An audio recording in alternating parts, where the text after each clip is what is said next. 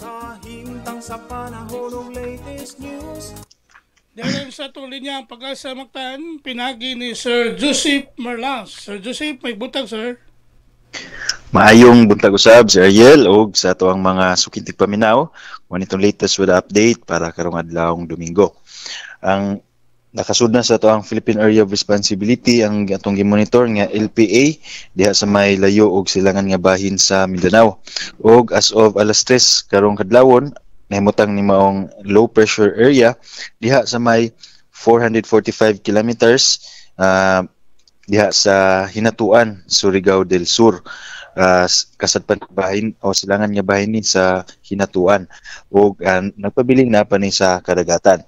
O kining nisgutan nga LPA adunay tsansa nga mamahimong bagyo o posible magpaduol ni sa Mindanao area apil na sa Luzon.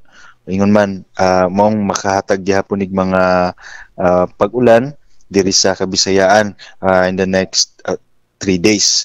Silang bahin kining habagat o southwest monsoon mo'y nakaapekto sa kasadpanon nga bahin sa southern Luzon. Ug atong gimonitor nga si bagyong Kajiki mo niyang kaning bagyong si isang nanani around 900 kilometers kasadpan nga bahin sa northern Luzon ug wala nay epekto sa ato ang nasod.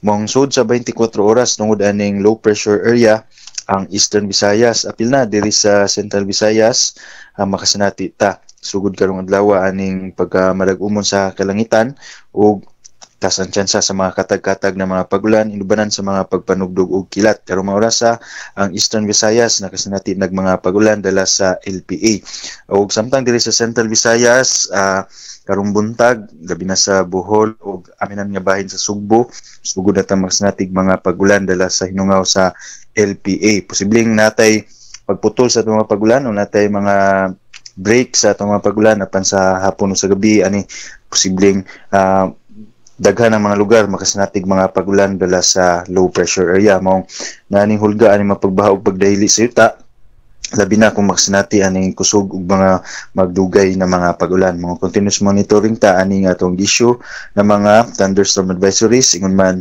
heavy rainfall warnings kung naaman. Ug karong adlaw kutungod sa taas nga tsansa sa mga pagulan magdalatag payong panangga aning mga pagulan dala sa LPA.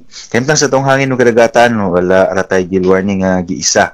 Ang tibok Visayas adunay hinay nga sa kasarangan nga hangin nga gikan sa habagat amihan ng silangan ngadto na sa amihan ng kasadpan ug atong kadagatan adunay malinawon ngadto sa kasarangan nga mga pagbalod wala tay giisa nga gil warning so far for at least in the next 1 to 3 days. Sa Cebu atong dagat mo taob ni sa alas 11:35 sa buntag ginagilawmon nga 1.8 meters ug mohunas sa alas 6:23 unyang gabi nga nagimabon nga negative 0.04 meter. Atong temperatura 25 up to 32 degrees Celsius. Atong haring adlaw nisubang sa alas 5:35 sa buntag ug mosalop ni 2 minutos sa dili pa mag-alas 6 sa hapon.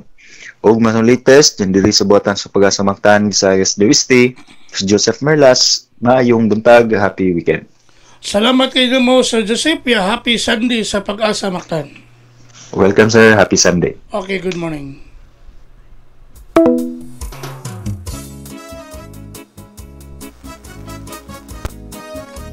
Inyo gadabati ang atong dagan sa kahimtang sa panahon nining adlaw nga Domingo pizza 24 bulan sa Agosto tuig 2025.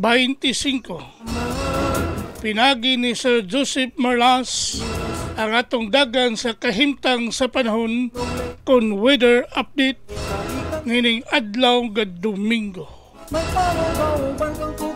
Salamat kayo sa Pag-asa Mactan og mayong buntag kanatong tanan.